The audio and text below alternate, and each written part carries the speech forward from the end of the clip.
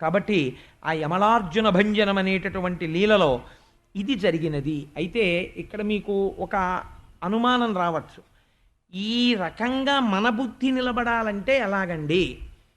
ఇదే కృష్ణ పరమాత్మ నలకూబర మణిగ్రీవుల చేత పలికించాడు. అందుకే నేనన్నా ఈ లీల స్మరించి ఒక్కసారి నమస్కారం చెయ్యాలని.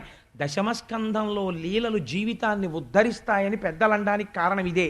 ఇప్పుడు ఈ లీల విన్నాక మీకు ఐశ్వర్యం కలగకుండా ఎలా ఉంటుంది? నేర్చుకోవలసి, నాకు తెలుసండి ఎందరో పెద్దలు ఇప్పటికీ ప్రతిరోజు పూజలు ఈ పద్యం చెప్తారు. నీ పద్యావళులాలకించు చెవులున్ నిన్నాడు వాక్యంబులన్, నీ పేరన్ పనిచేయు హస్తయుగమున్, నీ మూర్తిపై చూపులున్, నీ పాదంబుల పొంత మృక్కు శిరముల్, నీ సేవపై చిత్తముల్, నీపై బుద్ధులు మాకు నిమ్ము కరుణన్ నీరజపత్రేక్షణ అని. ఇంటి ఇల్లాలి దగ్గర ఒక లక్షణం ఉంటుంది. మామగారికి 95 ఏళ్ళు ఉన్నాయనుకోండి, పళ్ళు లేవు మామగారికి. పళ్ళు లేని మామగారికి 90 ఏళ్ళు వచ్చేసిన అత్తగారికి ఇలా కూడా నవలలేరు.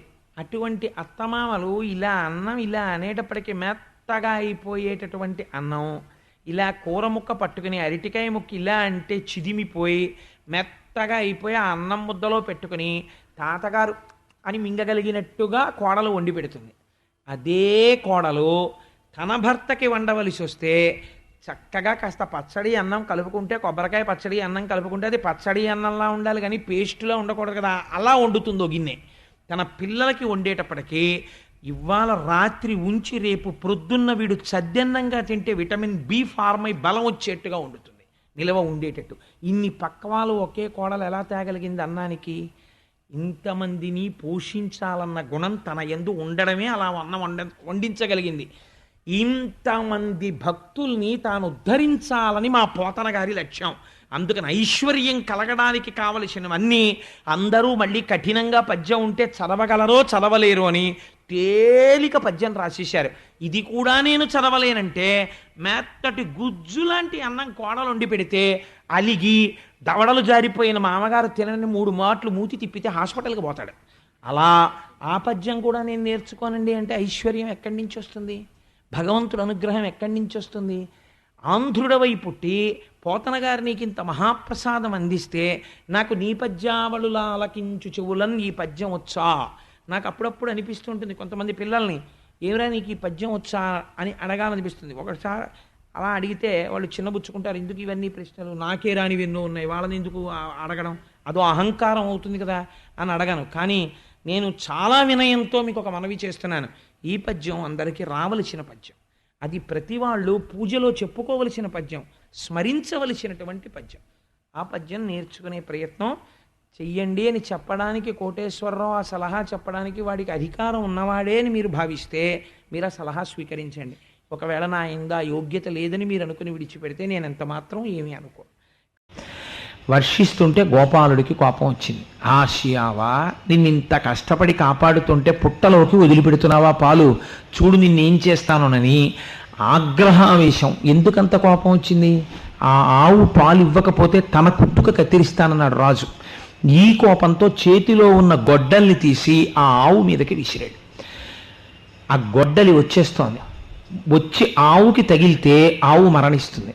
ఒకటి, బాహ్యమునందు గోశరీరంతో ఉంది కాబట్టి గో మరణం. 2, గోవు రూపంలో ఉన్నవాడు చతుర్ముఖ బ్రహ్మగారు, బ్రహ్మగారికి తగులుతోంది. బ్రహ్మగారెవరు? ఆయన నాభికమలం నుంచి ఆవిర్భవించినటువంటి శ్రీమన్నారాయణుడి బిడ్డడు. కాబట్టి ఇప్పుడు లోకానికి మొదటి పాఠం చెప్పాలి. అన్నిటికన్నా రక్షింపబడవలసినది ఇది, ఆవుల్ని రక్షించాలి. కాబట్టి ఆవుల్ని రక్షించాలి కనుక వెంటనే అప్పటి వరకు పుట్టలో ఉన్నటువంటి వెంకటేశ్వర స్వామి వారు గభాలన పైకి లేచారు, ఆవుకి దెబ్బ తగలకుండా. ఆ గొడ్డలి వచ్చి వెంకటేశ్వర స్వామి వారి తలకి తగిలింది. కుఠారాణే తితీక్ష్ణేన తాడితో వెంకటేశ్వర సప్తతాళ ప్రమాణేన అని 7 తాడి చెట్లంతెత్తు రక్తస్ఫూర్తి రభూస్తథా, పెద్ద రక్తధార చిమ్మింది ఆయన తలలోంచి. అంత రక్తాన్ని చూసేటప్పటికే ఆ గోపాలుడు అక్కడే పడి శరీరాన్ని వదిలిపెట్టాడు. ఈ ఆవు అంబారావం చేస్తూ వెళ్ళి చోళరాజును తీసుకొచ్చింది. ఆ చోళరాజు ఏమిటి ఆవిలా అరుస్తోందని ఆవుతో వచ్చాడు. అక్కడ నెత్తుటి ఏరు, పడిపోయిన గోపాలుడు ఇవన్నీ చూసి ఆయన తెల్లపోయాడు. తెల్లపోతే అప్పుడు శ్రీనివాసుడు ఆ పుట్టలోంచి పైకొచ్చి శపించాడు. ఏమయ్యా, నీ దగ్గర పనిచేసేటటువంటి వాళ్ళు చేసిన తప్పు ఎంత తప్పో తప్పుకి తగిన శిక్ష వెయ్యాలి. నువ్వో ఆవు పాలివ్వకపోతే ఏకంగా కుత్తుకు కత్తిరించేస్తాన్నావు. ఆ కోపంతో వాడు గొడ్డలి విసిరాడు. ఆ గొడ్డలి ఆవుకు తగలపోయింది. ఆవుని రక్షించడానికి నేను పైకి లేచాను. ఆ గొడ్డలి నాకు తగిలింది. నా నెత్తురింత పారింది. దీనికంతటికీ నువ్వే కారణం కనుక పిశాచోభవ దుర్బుద్ధే మద్దుఃఖాదానకర్మణ, నీవు పిశాచమగుదువుగాక అని శపించారు. అప్పుడు పాపం ఆ సువీరుడనబడేటటువంటి రాజు ఆయన కాళ్ళ మీద పడి ప్రార్థన చేశాడు. అయ్యో, నా తప్పే ఉంది మహాప్రభో, నన్ను మన్నించండి అని. సరే, నువ్వు మళ్ళీ వెళ్ళి స్వామి పుష్కరిణిలో స్నానం చేసిన తరువాత నీ పిశాచ రూపం పోతుంది. పోయి నాకు పిల్లనిచ్చేవాడిగా ఆకాశరాజుగా నువ్వు ఉత్తరోత్తర జన్మిస్తావని వరం ఇచ్చారు. ఆ కారణం చేత ఆయన పిశాచ రూపాన్ని వదిలిపెట్టాడు. ఈ గోపాలుడు ఎవరైతే పడిపోయాడో ఆ గోపాలుడికి స్వామి ఒక గొప్ప వరం ఇచ్చారు. ఈనాటి నుంచి నేను ఏడుకొండలవాడన్న పేరుతో, వెంకటేశ్వరుడన్న పేరుతో, వెంకన్న అన్న పేరుతో, గోవిందా అన్న పేరుతో జనానికి పలుకుతాను. కానీ సాధారణంగా ఎక్కడైనా ఏ దేవాలయంలోనైనా భగవంతుని యొక్క మొట్టమొదటి దర్శనం ఆయన వాహనందే. శివదర్శనం చేయవలసి వచ్చిందనుకోండి, ముందు దర్శనం నందీశ్వరుడిది. విష్ణు దర్శనం చేయవలసి వచ్చిందనుకోండి, గరుడుడిది మొదటి దర్శనం. కానీ ఒక్క వెంకటాచలంలో మాత్రం మొట్టమొదటి దర్శనం ఎవ్వరికీ ఇవ్వరు. సన్నిధి గొల్ల అని ఆనాడు పడిపోయినటువంటి గొల్లజాతికి చెందినటువంటి వారి వంశంలో వారు ఒకరు వచ్చి సన్నిధి గొల్ల అన్న పేరుతో వారు మొదటి దర్శనం చేస్తారు. అది స్మరించడం, దాన్ని ఒక్కసారి చూడడం, ఒక్కసారి అలా మనం చూసినట్టయితే స్మరణాత్ సర్వపాపఘ్నం, మన పాపాలన్నీ పోగొడుతుంది. అందుకే రేపటి రోజు జరిగే సుప్రభాతం మామూలుగా జరగదు ఇక్కడ. రేపు మీరు 4:45 ఖచ్చితంగా ఇక్కడ ఉండగలిగితే సెకండ్స్తో జరుగుతాయి కార్యక్రమాలు. 4:45 వెంకటాచలంలో ఎలా బయలుదేరతారో ఇక్కడ కూడా ఒక గొల్లవారు బయలుదేరతారు. ఆయన చేతిలో ఒక కాగడా పట్టుకుని ప్రధాన అర్చక స్వామిని నిద్ర లేపడానికి వెడతారు. నిద్ర లేపడం అంటే అప్పటికి వారు నిద్ర లేచి ఒక్క వైఖానసులకు మాత్రమే వెంకటేశ్వర స్వామి వారికి అర్చన చేసే అధికారాన్ని శ్రీ వెంకటేశ్వరుడు ఆ రోజుల్లో అధికారం ఇచ్చాడు విఘనస మహర్షి యొక్క సంతానానికి, అనుసరించిన వారికి. అందుకని అంటే నా ఉద్దేశం వెంకటాచలాది క్షేత్రములలో. అందుచేత ఇక్కడ కూడా మనకి పక్కనే ఉన్నటువంటి రామాలయంలో ఉన్న అర్చక స్వామి ఈ 7 రోజుల కార్యక్రమానికి మనకి ప్రధాన అర్చకులు. రేపటి రోజున సన్నిధి గొల్ల కాగడా పట్టుకుని 4:45 మేళతాళాలతో వారింటికి వెడతారు. వారింటికి వెళ్ళగానే వారు అప్పటికి స్నానం చేసి సంధ్యావందనాది కార్యక్రమాలు పూర్తి చేసుకుని సిద్ధంగా ఉంటారు. మీరు అక్కడ నుంచి చూడొచ్చు. స్వామి ఆ సన్నిధి గొల్ల కొంతమంది కార్యకర్తలు టీటీడీ దేవస్థానం తాలూకా ఆఫీసర్స్గా వ్యవహరిస్తారు.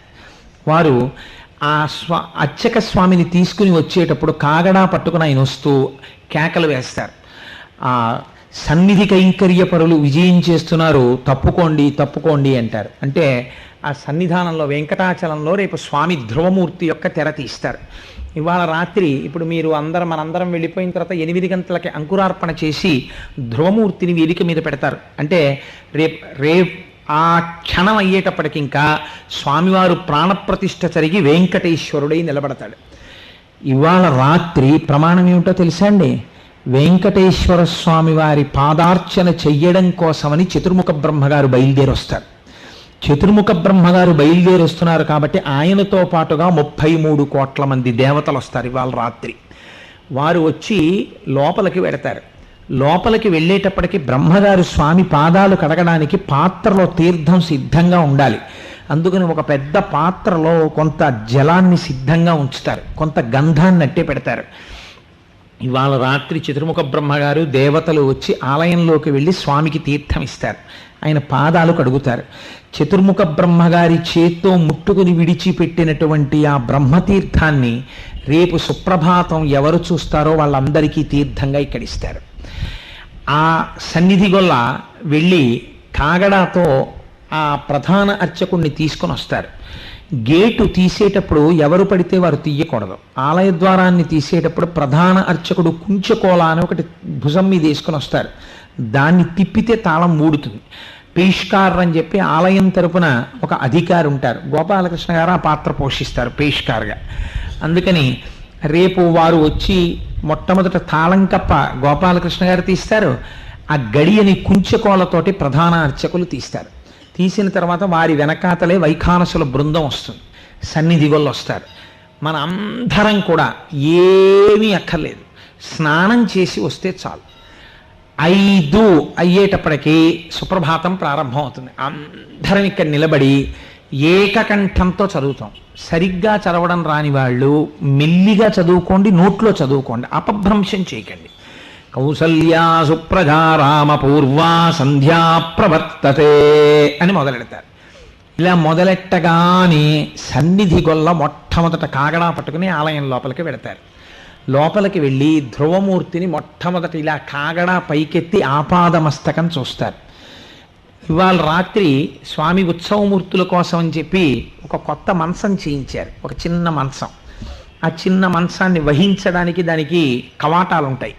ఆ మంచం మీద మెత్తటి పరుపు వేసి తలగడలు పెట్టి ఇవాళ రాత్రి స్వామికి సర్కార్ సేవ అంటారు. అంటే ఏమి కీర్తనలు అవి లేకుండా శయనించి ఇస్తారు. స్వామి పడుకుంటారు. రేపు వెళ్ళి తప్పట్లు కొడతారు. తప్పట్లు కొట్టి స్వామి సుప్రభాతం పలుకుతున్నారు లేవండి అంటారు. అంటే లేస్తారు. లేవగానే ఈ ఉత్సవమూర్తుల్ని తీసుకెళ్ళి ప్రధానమూర్తి యొక్క పాదముల దగ్గర పెడతారు. జీవస్థానం అంటారు దాన్ని. అక్కడ పెడతారు. పెట్టి మనమందరం సుప్రభాతం చదవడం పూర్తి చేయగానే తెర తీస్తారు. తెర తీయగానే మీరు వెంకటాచలంలో ఏది చూడాలని ఉవ్విళ్ళూరుతామో మనందరం, అది రేపు మనందరం చూడొచ్చు. సన్నిధి గొల్ల ఒక్కసారి కాగడా వెలుతురులో దేవాలయం చుట్టూ ఆ లోపల తిరిగి అక్కడ కొన్ని దీపాలని వేసి ఉంచుతారు, ఒత్తులు. ఆ ఒత్తులు వెలిగించి ఆయన కిందకి దిగుతారు. దిగిన తర్వాత అర్చక స్వామి లోపలికి వెళ్ళి స్వామివారికి లఘువుగా ఒక్కసారి ఆ మంత్రంతో ముఖ ప్రక్షాళనం చేయించి మొట్టమొదట ఒక తట్టలో స్వామికి తమలపాకులు వేసినటువంటి తాంబూలం, కొద్దిగా పంచదార, పాలు, వెన్నపూస వీటిని నివేదన చేస్తారు. రేపు మీ అందరూ సుప్రభాతం అయిపోయాక కూర్చుని చూడొచ్చు. అయిపోగానే సన్నిధి గొల్లకి ఆ తాంబూలాన్ని బహుకరిస్తారు. తర్వాత ఇక్కడ ఒక 100 మంది ఆర్జిత సేవా గృహస్థాస్ ఉన్నారు. ఇందులో వాళ్ళకి పాసులు ఇచ్చారు. ఈ 100 మంది ఆర్జిత సేవా గృహస్థాస్ దంపతులు కూడా తప్పకుండా పురుషులు పంచె కట్టుకునే రావాలి. పంచె కట్టుకోవడం రాకపోతే తెల్లటి లుంగి కట్టుకుని రావాలి. పైన చొక్కా కానీ బనీని కానీ ఉంటే ఒప్పుకోరు. ఉత్తరీయం వేసుకుని లోపలికి వస్తే రేపు ఇక్కడ బ్లాంకెట్ వేసేసి నెంబర్స్ వేసేసి ఉంటాయి. వాళ్ళు ఎంతమంది జనం ఉన్నా కూడా వాళ్ళ పాస్ చూపించి వాళ్ళు వచ్చేసి కూర్చోవచ్చు. మిగిలిన వాళ్ళందరం మనందరం అలా చుట్టూ నిలబడతాం. నిలబడి కూర్చుని మనందరం చూస్తాం. వాళ్ళకు చిన్న లాంజ్ ఇచ్చేస్తారు ఇలాగ, అందులో వాళ్ళు కూర్చుంటారు. తర్వాత ఈ సుప్రభాతం అయిపోగానే స్వామికి నివేదన చేసినటువంటి వెన్న మొదలైనవి ఆర్జిత సేవా గృహస్థాస్కి ఇస్తారు ప్రసాదంగా. బ్రహ్మతీర్థం అందరికీ ఇస్తారు. తర్వాత స్వామివారికి చక్కగా లఘువుగా అభిషేకం జరుగుతుంది. అంటే ప్రధానమూర్తికి శుక్రవారం నాడే జరుగుతుంది అభిషేకం. అసలు శుక్రవారం నాడు జరిగేటటువంటి కార్యక్రమం మకుటాయమానం.